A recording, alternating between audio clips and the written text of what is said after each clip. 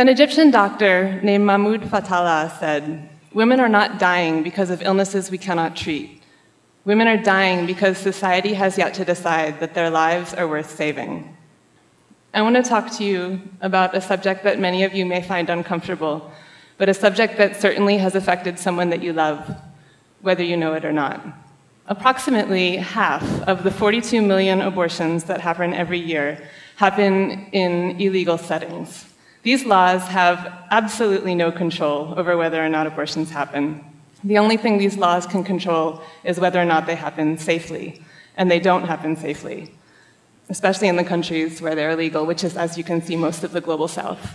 Once every 8 minutes, a woman dies from complications due to unsafe abortion. This is approximately a plane crash a day. Consequently, there is and always has been an underground network of providers, of mothers and sisters and healers and whispered information that have helped women access safer alternatives to unsafe ways to end unwanted pregnancies. 20 years ago, women discovered medical abortion for themselves. The story says that it happened here in Brazil, when women read the contraindications on a medicine called misoprostol. And the contraindications said not to take it if they were pregnant because it would cause miscarriage. So they started to use the pills to induce miscarriage for unwanted pregnancies. Physically, it was the same experience and the same health risk as a normal miscarriage, which happens in approximately 15 to 20% of pregnancies anyway. And as the regimen evolved over time, it became more consistent than traditional methods. They didn't need the assistance of a black market doctor, and if taken sublingually, meaning under the tongue, nobody could trace the miscarriages to the pills. So since then, the pill misoprostol has been researched and sanctioned by the World Health Organization as an essential medicine, both for the original indication of anti-gastric ulcer medication, which is why it was on the shelves in the first place, and for medical abortion. And as it turns out, it's a miracle drug for curbing postpartum hemorrhage, which is the #1 cause of maternal mortality. So in a lot of the countries where abortion is still criminalized, these drugs are available, and they're available over the counter for an affordable price, very often without a prescription necessary. Women just don't know to ask for them. So I'm a filmmaker, and I'm working on a documentary film entitled Vessel, and it's about an international organization called Women on Waves, who have found a legal loophole from which they can use a radical means to help women know about these pills.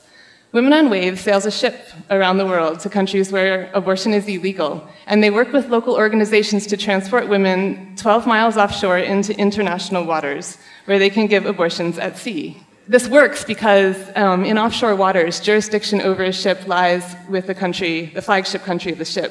So in the Netherlands, abortion is legal. Thus, on a Dutch ship in international waters, abortion is legal. And the goal is to create a spectacle that the media reports, so that people see pictures of the ship, and you can sort of see in that picture on the right that there's a hotline, a telephone number on a banner on the ship, and that's their hotline. So I'm going to show you a quick scene from Vessel, a work in progress, that shows the founder of Women on Waves, Rebecca Gompertz, and her crew arriving in Valencia, Spain, that I shot last year. Really bizarre thing going on. It's a Dutch pro-abortion group that has put together an abortion clinic on board a boat. Yes, this is all part of the Women on Waves Foundation. The abortion virus.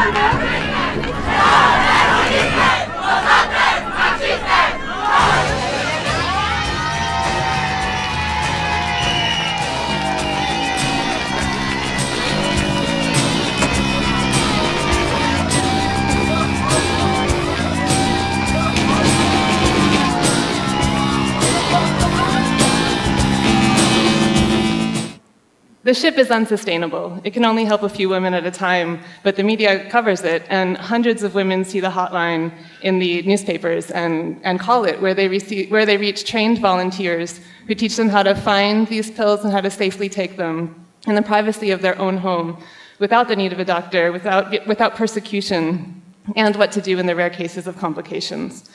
Now, if a woman calling in doesn't have access to the pills because they've been deregistered or for whatever reason, they're redirected. This woman is redirected to a sister organization called Women on Web, which is an online organization that works under its own set of legal loopholes and a harm reduction model, and will mail the pills to women wherever they are. And Women on Web receives thousands of inquiries every year, including hundreds from Brazil. So Vessel, the film, is in post-production right now, and it should be finished next year at some point. I hope you get a chance to see it. Keep an eye out. But as I've been reviewing footage, I've been realizing that the film is more than just a story. It's also a tool. Scenes that have been shot in Spanish, in Portuguese, in Urdu, in Swahili, in a variety of languages, demonstrate volunteers, non-medical professionals, learning and training others in these very simple regimens and how to take misoprostol. And we're repackaging them into 2 to 3 minute segments that can be shared via the internet and via text message in grassroots efforts to share this information with women. This is information that's already online. It's online on World Health Organization publications and reproductive rights publications. It's also, for example, on the Women on Web webpage. This right here in Portuguese is the entire regimen, and it's published on their website in a variety of different languages, and people are encouraged to visit this website and print it out in sticker form and put it up in public places. So these technologies are, like offshore waters, areas of negotiable sovereignty. They are not the long-term solution, but they're ways to radically generate the discussion that could expose the taboo and perhaps lead to the long-term solution. Because regardless of when you believe life begins, perhaps we can all agree that a woman who's determined to end an unwanted pregnancy, who could be you or your sister or your daughter, is herself indeed indisputably alive. And these pills and a little innovation could help keep her that way until the law catches up with reality. Thank you.